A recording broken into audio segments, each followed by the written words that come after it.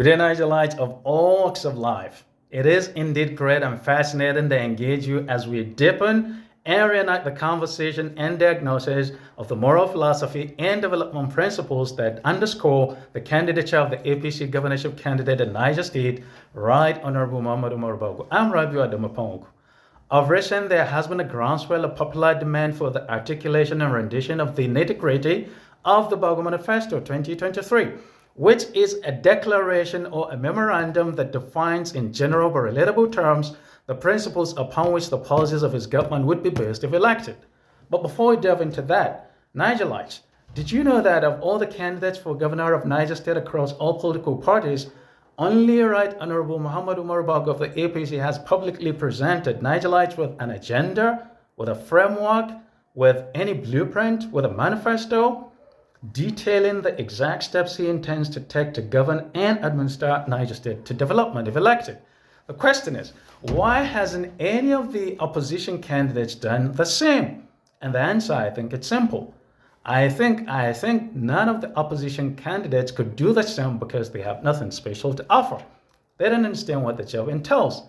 Niger, however, is greater than that. Niger needs a candidate who understands the job, who has the toolkit of solutions to take the state to the next level. And that is Right Honorable Muhammadu Bago. So without further ado, the Bago Manifesto 2023 is built around four cardinal principles to which all the policies of his government would be tailored. Principle number one is improved livelihoods. Principle number two is sustainable economy. Principle number three is urban renewal. And principle number four is rule of law. You talk of principle number one, improved livelihoods. Here, policies relating to the basic amenities, social amenities, basics of life as a government would be designed. And that goes to areas like healthcare, quality, affordable, accessible healthcare, education, security of life and property, food security, housing, water, human capital development, gender equity, spatial needs, elderly care, and even youth development. These are the basic things. These are the basic amenities, and the government will make it a policy challenge to address this. And you go to policy number two. That is sustainable economy. This relates to areas where Niger State has comparative advantage economically compared to other places.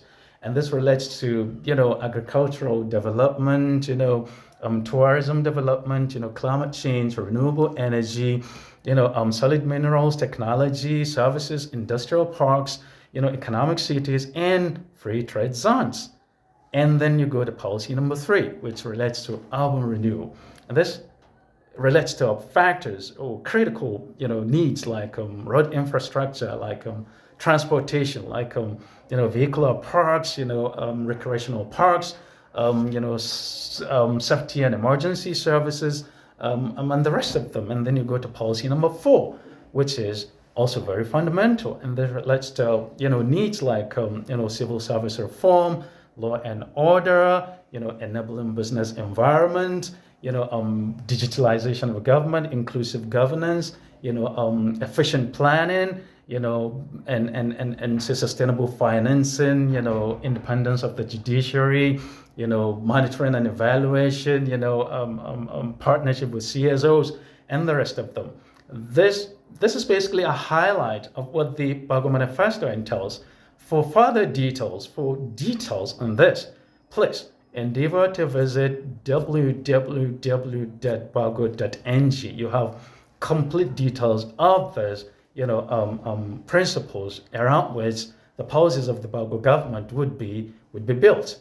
I therefore urge Nigerites on the 18th of Saturday to come out en masse to vote for Right Honorable Muhammadu Bago as the next governor of Niger State under the All Progressives Congress APC, and also elect all the APC candidates for State Assembly for good measure. That's what we need.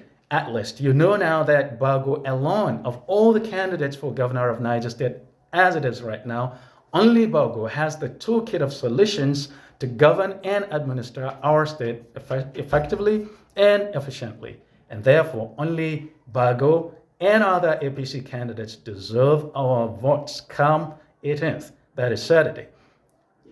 So I call on all Nigerians to vote Bago for governor on the 18th and all other APC candidates for state assembly so that we would have a government that is seamless, that is harmonious, and that is focused on delivering all these policy principles that I've gone through for you.